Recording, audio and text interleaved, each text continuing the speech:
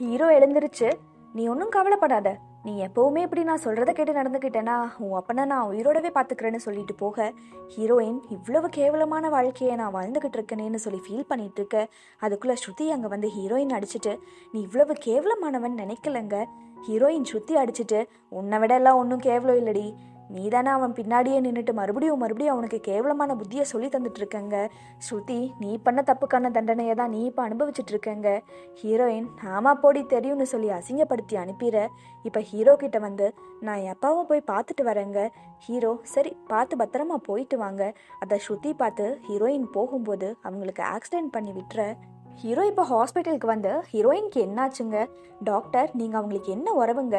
Hero, அவன் என் ஒய்ஃப்னு சொல்ல, doctor இப்போ எங்களால் எதுவுமே சொல்ல முடியாதுன்ட்டு போக, ஹீரோ, அந்த ரோட்டில் அவ்வளவு வண்டிகளே வராதே, அப்படி இருக்கும்போது ஹீரோயினுக்கு எப்படி ஆக்சிடென்ட் ஆச்சுன்னு சொல்லி யோசிக்க, இப்போ ஹீரோயின் போன காரை டிரைவ் பண்ணிட்டு போன டிரைவரை பிடிச்சி பார்த்தா அவர் மட்டும் ஒரு அடியுமே ஆகாமல் இருக்க, சந்தேகம் அதிகரிக்க நம்ம ஹீரோ டிரைவரை பிடிச்சி, நீ மட்டும் இப்போ உண்மைகளை சொல்லலை, உன்னை இங்கேயே கொன்றுவன்னு சொல்லி மிரட்ட, பயந்து போன டிரைவர், இந்த ஆக்சிடென்ட் நடந்ததுக்கு காரணமே ஸ்ருதி தான், அவங்க தான் அந்த ட்ரக் டிரைவருக்கு லஞ்சம் கொடுத்து ஹீரோயின் வரும்போது ஆக்சிடென்ட் பண்ணி ஹீரோயினை கொல்ல சொன்னாங்க.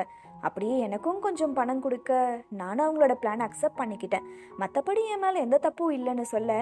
ஆனால் ஹீரோ இதெல்லாம் நம்பாம, இல்லை ஸ்ருதி இந்த மாதிரியான தப்பெல்லாம் பண்ணியிருக்க மாட்டான்னு சொல்லிட்டு இருக்க. இப்போ அந்த ட்ரக் டிரைவரையும் கொண்டு வந்து விசாரிச்சு பார்த்தா ஸ்ருதி தான் இதெல்லாம் பிளான் பண்ணியிருக்காங்கன்னு கன்ஃபார்ம் ஆகுது.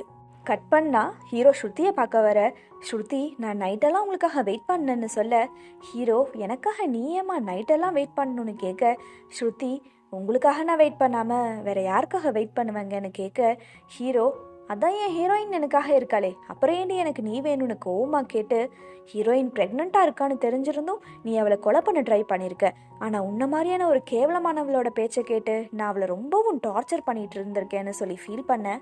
இப்போ ஸ்ருதி ஹீரோவை பார்த்து, இப்படியெல்லாம் பேசாதீங்க, என்னமோ நான் ரொம்ப கெட்டவன் ஆனால் அவன் நல்லவ அப்படிங்கிற மாதிரி பேசுகிற, உன் மேலே நான் உயிரையே வச்சுருந்தேன், ஆனால் நீ என்னை விட்டுட்டு எங்கேயோ போய் அந்த ஹீரோயினை லவ் பண்ணிட்டு வந்த, அதான் அவன் உன்னை அவமானப்படுத்தினதையே உனக்கு ஞாபகப்படுத்தி உன்னை எப்படியாவது அவகிட்ட இருந்து பிரிச்சிடலான்னு பார்த்தா அவளை பழி வாங்குறங்கிற பேரில் அவளையே வீட்டுக்கு கூட்டிகிட்டு வந்து அவ கூடயே இருக்க, அப்புறம் நான் எதுக்குன்னு அழுதுகிட்டே சொல்ல, ஹீரோ, நீ இத்தனை நாளாக ஹீரோயின் பற்றி தப்பாக சொல்லும் போதெல்லாம் ஒருவேளை ஹீரோயின் அதை பண்ணியிருப்பாளோன்னு நினச்சி தான் அவளை கஷ்டப்படுத்தினேன், ஆனால் உனக்குள்ள இவ்வளவு வன்மம் இருக்குன்னு இப்போ தாண்டி எனக்கு புரியுதுன்னு சொல்லி ஸ்ருதியை ஹாஸ்பிட்டலுக்கு கூட்டிகிட்டு வந்து ஹீரோயின் கிட்ட மன்னிப்பு கேளுன்னு சொல்லி அவரும் ஹீரோயின் கிட்ட மன்னிப்பு கேட்டுட்டு இருக்க கேப்பில் ஸ்ருதி அங்கேருந்து ஓடிடுறாங்க. அதை பார்த்த ஹீரோ, இவ வேறன்னு சொல்லி பின்னாடியே போக அவங்க ஓடிடுறாங்க. சரின்னு ஹீரோ ஹீரோயின் ரூமுக்கு வந்தா அங்கே ஹீரோயின் கையில் கத்தியை வச்சுக்கிட்டு, இதோட உன்னை எங்கேயே முடிச்சிடறேன்டாங்க. ஹீரோ, அடியே என்ன கொண்டுட்டா அப்புறம் நம்ம குழந்தையோட நிலைமை என்னடிங்க. ஹீரோயின், அதெல்லாம் நான் பார்த்துக்கிறேன்டா, ஆனால் உன்னை இப்போ நான் கொல்லாமல் விட மாட்டேங்க. ஹீரோ ஸ்ருதி பற்றி எல்லாமே சொல்லி என்னை மன்னிச்சிருங்க.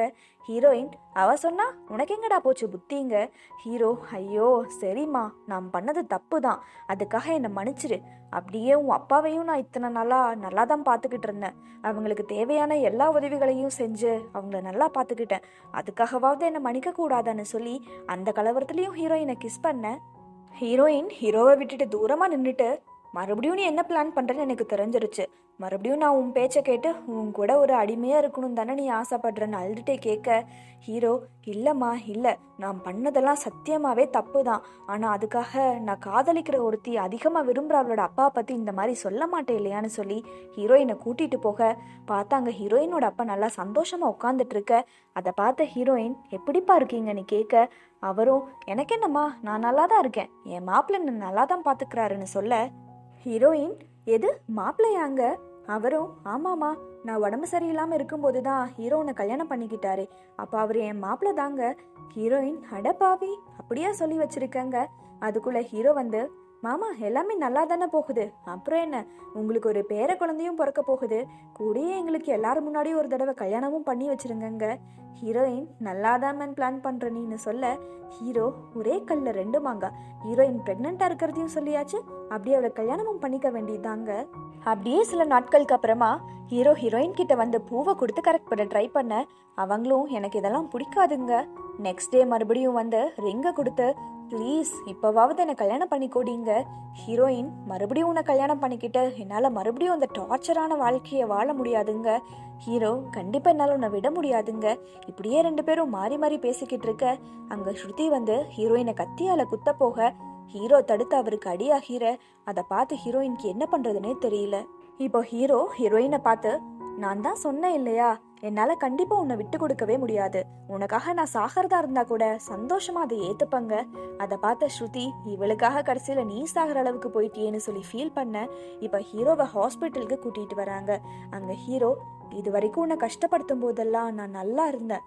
ஆனால் உன்னை உண்மையாக புரிஞ்சுக்கிட்டு உன்னை சந்தோஷமாக பார்த்துக்கலான்னு நினைக்கும் போது எனக்கு இந்த மாதிரி ஆகிருச்சுன்னு சொல்லி மயக்கமாகிற. ஹீரோயின், நீ கண்டிப்பாக என்னை விட்டுட்டு போகவே கூடாது. ஏன்னா நீ இல்லைன்னா என்னையும் நம்ம குழந்தையையும் யார் பார்த்துப்பாங்கன்னு சொல்லி அழுக. கட் பண்ணா ஹீரோ கண் முழிச்சு ஹீரோயினை பார்த்த உடனே இதுதான் சான்ஸ்னு சொல்லி ஹீரோயினை ஹக் பண்ணி ஃபீல் பண்ண. ஹீரோயின், நான் பண்ணது தப்பு தான். நீ வெறும் ப்ரப்போஸ் மட்டும்தான் பண்ண. ஆனால் நான் தான் ரொம்பவும் திமிர் பிடிச்சவ மாதிரி நடந்துக்கிட்டேங்க. ஹீரோ, பரவாயில்ல விட்ரி, நான் ப்ரப்போஸ் பண்ணதா அந்த மாதிரின்னு சொல்லிட்டு இருக்க. அப்படியே பேசிட்டே ஹீரோயினை கரெக்ட் பண்ணிடுற.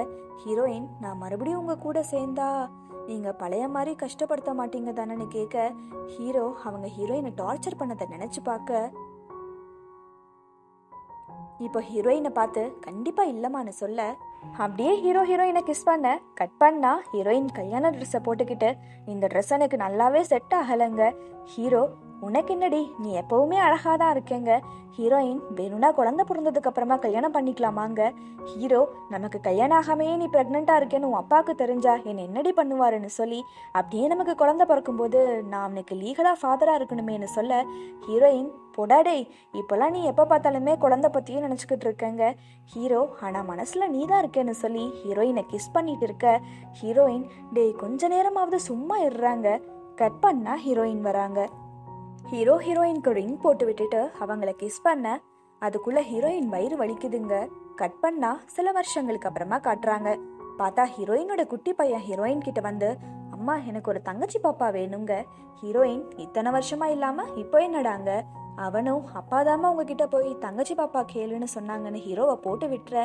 ஹீரோ, ஐயோ, அப்படியே உன்ன மாதிரி நிறைய பொய் சொல்றாமான்னு சொல்ல ஹீரோயின், என்ன அப்போ நான் நிறைய பொய் சொல்றேன்னான்னு கேட்க ஹீரோ, ஐயோ நான் அப்படி சொல்லலம்மா, நீ தப்பா புரிஞ்சுக்கிட்டங்க. ஹீரோயின், அப்போ நான் இப்பெல்லாம் உங்க பேச்சையே கேட்கறது இல்லை அதானங்க. ஹீரோ, அது பரவாயில்ல விடுமாங்க. ஹீரோயின், அப்போ நான் நிஜமாவே உங்க பேச்சை கேட்கறதே இல்லை அதான்னு கோவமா கேட்க ஹீரோ, ஐயோ இப்படி மாட்டி விட்டுட்டானே இவன்னு சொல்லி இப்போ நீ ரொம்பவும் கோவமா இருக்க. சரி விடுமா, நான் அப்புறமா வரேன்னு சொல்ல ஹீரோயின், எது மறுபடியும் வேற வருவியா நீன்னு கேட்டு, போங்கடா ரெண்டு பேரும் போய் வெளியே படுங்கடான்னு சொல்லி துரத்தி விட்டுற. இப்படியே சந்தோஷமா இந்த கதையும் முடியுது.